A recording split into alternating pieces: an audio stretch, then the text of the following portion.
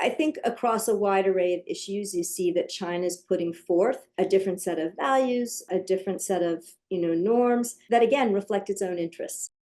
What are China's global ambitions, and what is its vision for its place in the world?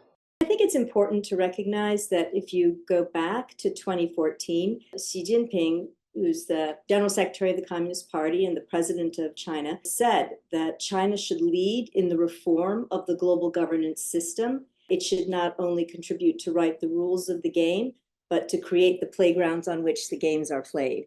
And so I think just to start off, let's understand that he has a mission to change the international system in ways that align with Chinese interests, Chinese values, Chinese priorities. And, it's not surprising. China is the second largest economy. It has the largest military in the world, now has the second largest population after India, but it's a big power. And why wouldn't it want the international system to reflect its own values and priorities?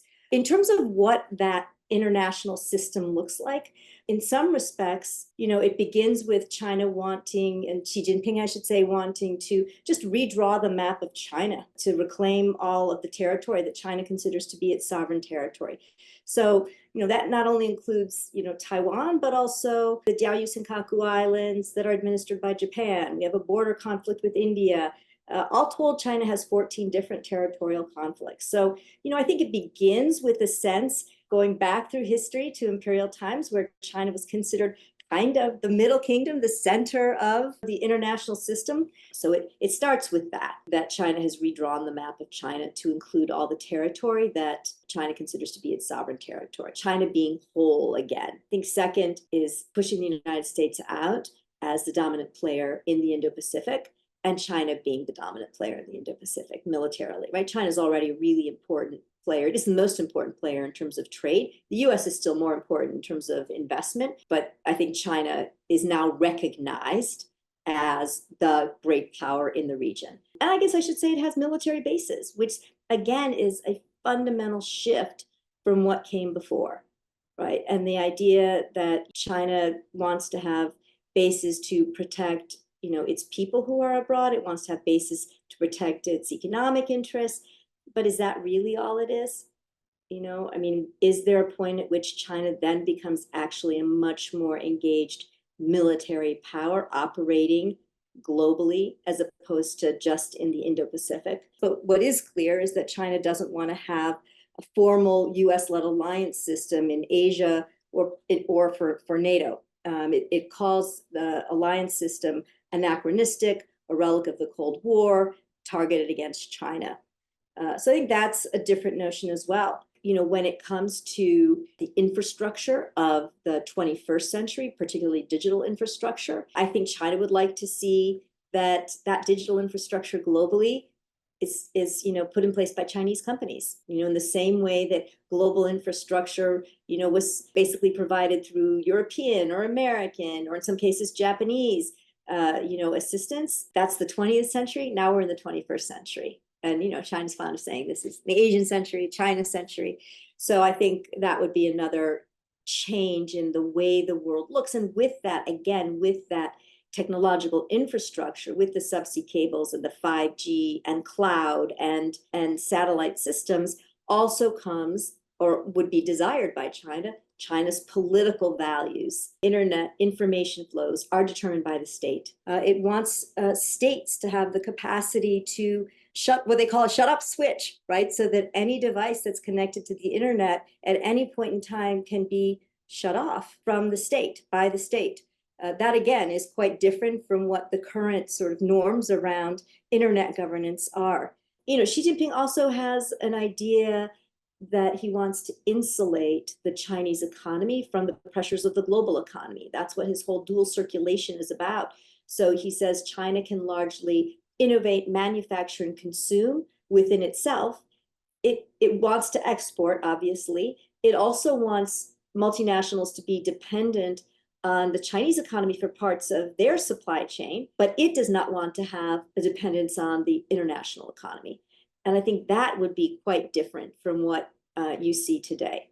So I think there are a range of norms and values that China would like to promote. one that we've seen more recently is a push for de-dollarization. It's not just the internationalization of the renminbi, of China's currency, but China would like to see the dollar play a much diminished role as a kind of global reserve currency. So I think across a wide array of issues, you see that China is putting forth a different set of values, a different set of norms that, again, reflect its own interests. How do other countries view China's global ambitions? There is a sense, and I would say it's true in both the United States and China, that we're competing for countries somehow. And the truth of it is, countries are independent agents, and they recognize their own interests, their own values, and there are important divisions between, let's say the United States and China on some issues. They may align with the United States on some and some China. Take a look at Vietnam, right? Vietnam, may in fact align with China on human rights issues or on, a sort of a broader sense of internet governance, but it certainly aligns with the United States in security. The United States is essential to Vietnam's security in the Indo-Pacific. So there are African countries who support China, because they see themselves in China. They're largely one party, one dictator states. And so China's way of doing business, China's interests around human rights, all those things resonate with these countries. And I think that's partly why you see China, China set up a training center in Tanzania for, the China model. How do you strengthen a one-party state? How do you do poverty alleviation? These are things that China has experience in, and that some, but not all African countries, will be interested in learning from China's experience. There are going to be countries like Japan and Australia and most of the countries of Europe that are 90% of the time going to be basically in line with the United States, because we do share similar political systems. We are allies, right? Military allies. We're basically all advanced economies.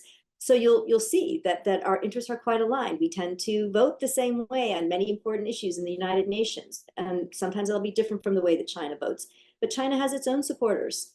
When the United States and Europe and others bring resolutions against China for abuses in Xinjiang, for human rights abuses in Xinjiang, we bring 30 countries, 40 countries, 45 countries along with us. China brings 40, 45, 50 countries along with it. But some of those countries, again, will not support China on other issues. So it's all by way of saying that, with some exceptions, like formal allies, that you're going to find a marriage here and a marriage there. And countries, again, are going to do what they believe, the leaders believe, is in their best interest.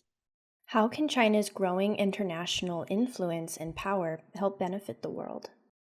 China can certainly play a constructive role in the international community, is now the second largest contributor to the United Nations in terms of its funds, and is the largest supporter of peacekeeping troops among the P5. There are definitely ways in which China can be a constructive actor. I wish that China would step up itself initially and more aggressively to be a constructive actor. So, for example, when it comes to climate change, China has agreed with the United States, for example, to limit methane. But that took a lot of pressure from the United States, and the United States rallying a lot of other countries to bring pressure to bear on China. I think there's a lot of room, whether we're talking about global public health, for example, with what we saw with COVID, with the pandemic, what we seen with climate change, for China to actually take the initiative. There's still an element within China today, I would argue, that is a little bit more about wanting the rights of being the great power without taking on all of the responsibilities. And, is there something, in China's notion of collective security as opposed to alliances? Look, it's clear that the US-led alliance system has not been enough to prevent Russia's invasion of Ukraine, to prevent what's going on, between Israel and the Palestinians, to take care of what's happening in Myanmar right now. So it's not enough. But what is China's idea of collective security? What has that actually contributed to resolve any of these crises? Either. I guess the question is, there are opportunities out there. I'd like to see China seize them and demonstrate what a China vision, what that looks like when it actually comes to pass, what positive things it brings. Again, you look at something like the Belt and Road Initiative, which in many respects is a great initiative, right? So as it's laid out, designed also to, fill a need for global infrastructure, but then how it was pursued was not so great. Right? Lots of labor issues, environmental externalities, a lack of transparency. Some countries assume too much debt, in terms of the projects and the return on investment. It does not look good. China can learn, though. China can adjust. China can improve. I'm willing to give it some space, right, to see what it can do. But I do think that it's gotten a little bit ahead of itself in terms of setting itself out as a global leader without actually demonstrating how it leads. How is the United States responding to China's global ambitions? The United States has gone through two phases of US policy. I think the first, during the Trump administration, was really just a recognition that China was presenting some new and different and fairly significant kinds of challenges to US interests, and began to push back. But I think the administration pushed back in a way that didn't actually provide any alternatives to what China was doing. The Trump administration said, this is debt trap diplomacy, the Belt and Road Initiative. Now, I don't think actually that China initiated the Belt and Road in order to get countries into debt and make them then have to be dependent on China. I don't believe that at all. But that's what they said. They said, don't use Huawei 5G in your networks. We want clean networks. But we don't actually have an alternative, right? There's Nokia, there's Ericsson.